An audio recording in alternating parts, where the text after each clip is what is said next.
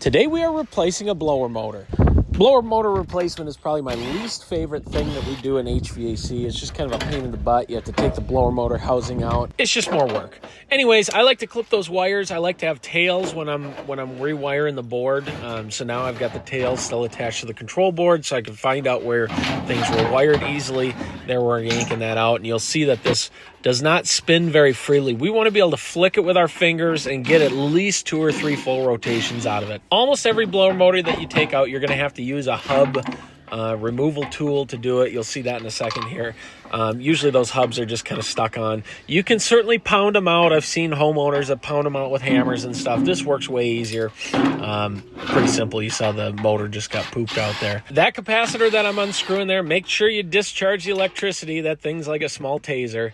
But right now we're using a rescue motor. That's it's a new belly band for the motor, or mounting band or whatever.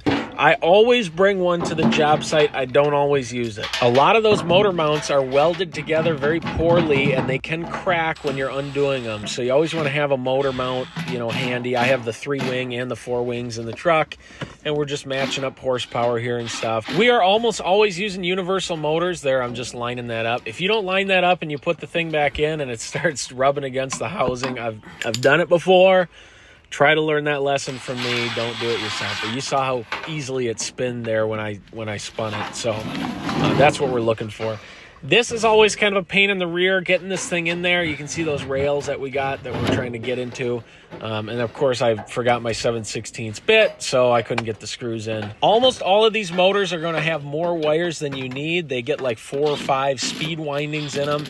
We're only going to be using 2, the heat and the cool, unless you have multiple stages or something. So we just want to look at our wiring. We want to look at our wiring diagram off the motor and just line everything up. Even your OEM motors are going to have more speeds than you need because they allow you to tweak them up and down. I don't recommend trying to tweak them unless you're going to start measuring air temperature deltas and all that. We're not going to get into that.